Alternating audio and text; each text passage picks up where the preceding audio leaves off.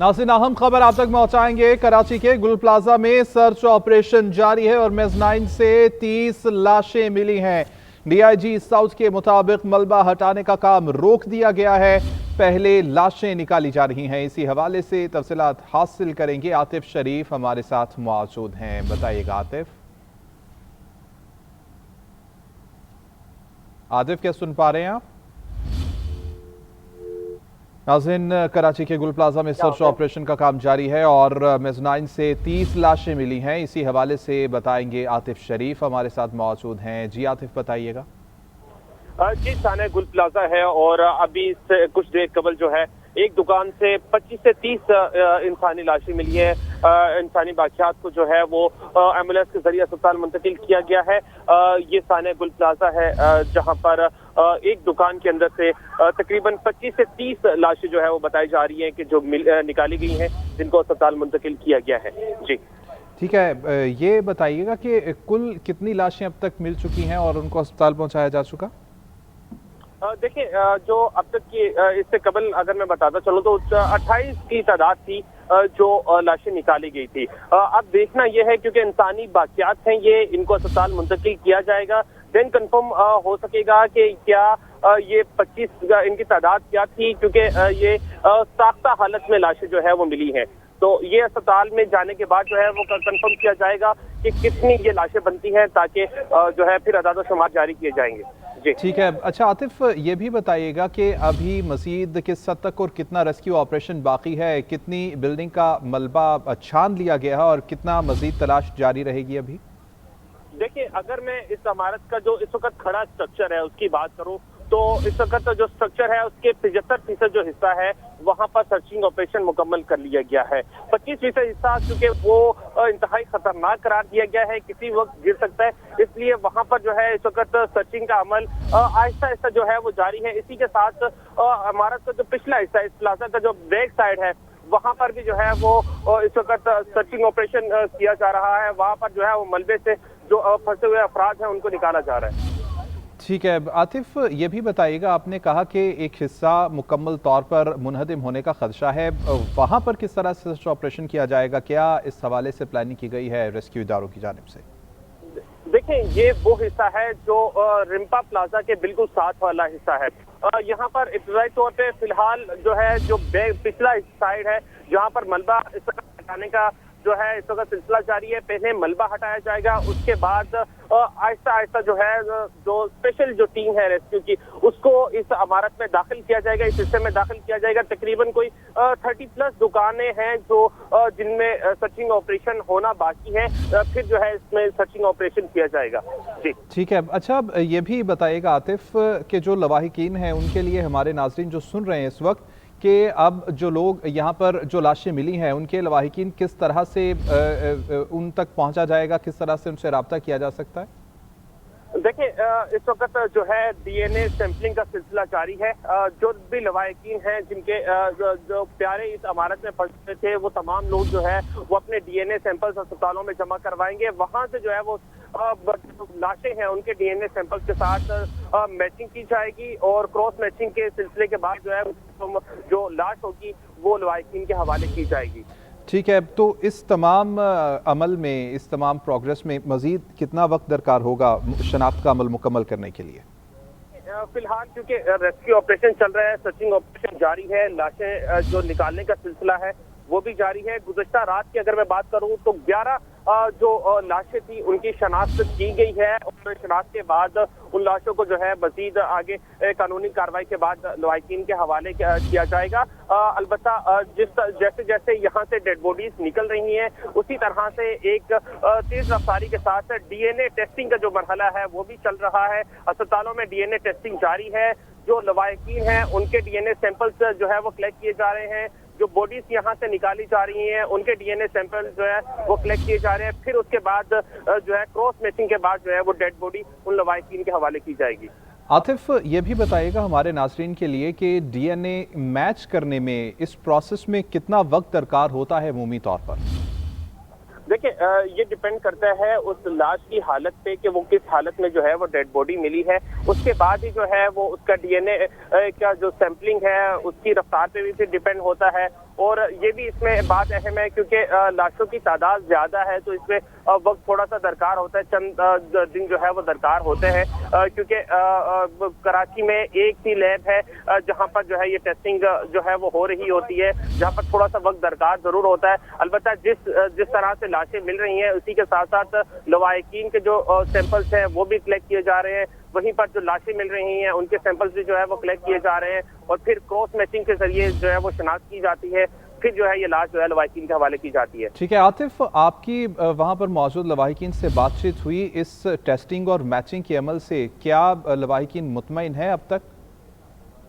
دیکھیں ہماری جو یہاں پر موجود جو لواحقین ہیں ان سے یقیناً ہماری بات ہوئی، جو بھی یہاں پر فیملیز موجود ہیں نہایت غمزدہ ہے، اس سانحے کے بعد جو ہے وہ نہایت ہی جو ہے وہ ان میں جو ہے وہ ایک غم بھی جو ہے وہ پایا جا رہا ہے۔ وہیں پر لواحقین جو ہے وہ کچھ فیملیز ایسی بھی ہے جن کے کئی افراد جو ہے وہ اس سانحے میں جو ہے وہ جان کی بازی ہار گئے، یا بہت سارے ایسے لواحقین بھی ہمیں یہاں پر ملے جن کے افراد کا تاحال پتہ ہی نہیں چل سکا کہ وہ عمارت کے اندر موجود ہیں یا نہیں، ان کے بھی جو ہے وہ سیمپلز کلیکٹ کیے گئے ہیں۔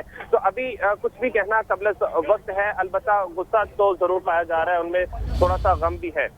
ٹھیک ہے عاطف، ابھی جو لاشیں 25 سے 30 لاشیں ملی ہیں ان کے حوالے سے کیا بتایا جا رہا ہے ریسکیو اداروں کی جانب سے کہ کس حد تک شناخت ان کی ممکن ہے، یا مکمل وہ مسخ شدہ لاشیں ہیں اور ان کی بالکل بھی شناخت نہیں کی جا سکتی؟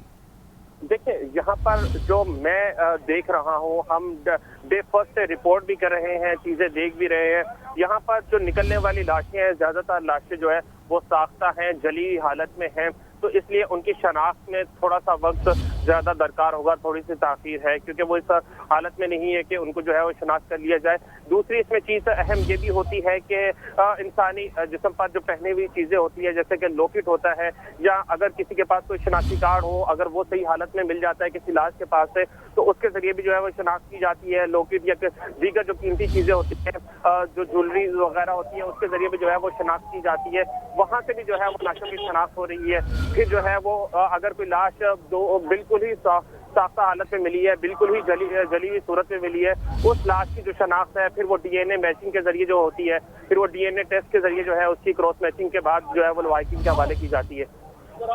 ٹھیک ہے عاطف، تمام تر تفصیلات سے آگاہ کر رہے تھے، اور اب تک یہ بتایا جا رہا ہے ڈی آئی جی ساؤتھ کی جانب سے بھی یہ بتایا گیا ہے کہ 60 لاشیں مل چکی ہیں، 25 سے 30 لاشیں اب سے کچھ دیر پہلے ملی ہیں جن کو منتقل کیا جا رہا ہے، اب ان کی ڈی این اے سیمپلنگ کی جائے گی اور اس کے بعد ان کے لواحقین کے ساتھ اس کو میچ کیا جائے گا، ان کے لواحقین کے ساتھ میچنگ کے بعد یہ بتایا جا سکے گا کہ یہ کس شخص کی لاش ہے، کیونکہ مکمل طور پر ساختہ لاشیں مل رہی ہیں اور ویسے اس کی ان لاشوں کی شناخت کرنا ممکن نہیں ہے، اور ابھی یہ بھی کہنا قبل از وقت ہوگا کہ جتنے لوگوں کی لاشیں ابھی یہاں سے ملی ہیں وہ 25 سے 30 لوگوں کی لاشیں ہیں یا زیادہ لوگوں کی لاشیں ہیں۔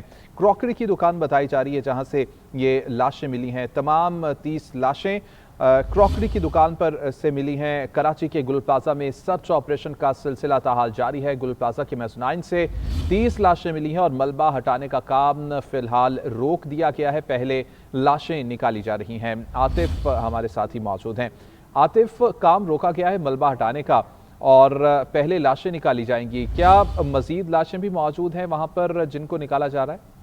دیکھیں یقیناً وہاں پر مزید لاشیں بھی ہوگی کیونکہ جب ہم نے اسٹرکچر جو تھا جب سرچنگ کا عمل شروع ہوا، آج تک جو ہے جی این این کی ٹیم بھی جو ہے وہ عمارت میں داخل ہوئی، ہم بھی جو ہے وہ دیکھ رہے تھے جو سرچنگ کا عمل جاری تھا، تو 75% جو عمارت تھی اس کا سرچنگ کا عمل مکمل ہو چکا تھا، وہاں سے تقریباً 28 کے قریب ترین لاشیں جو ہے وہ نکالی گئی تھی، کیونکہ مسنگ کی تعداد بہت زیادہ ہے، تقریباً کوئی 80 سے زائد افراد جو ہے مسنگ ہے، تو اب جو لاشیں نکلی ہیں یہ اس ملبے سے نکالی گئی ہیں، کراکری کی دکان ہے جس سے بتایا جا رہا ہے کہ وہاں سے جو ہے وہ یہ لاشیں نکالی گئی ہیں، تو مزید بھی احتیاط کے ساتھ اس وقت اس ریسکیو آپریشن کو روک کر، اس ملبے کے ہٹانے کے روک کر جو ہے اس وقت فوکس کیا جا رہا ہے، ان لاشوں کو جو ہے وہاں سے نکالا جا رہا ہے تاکہ ان کو اسپتال بر وقت جو ہے منتقل کیا جائے۔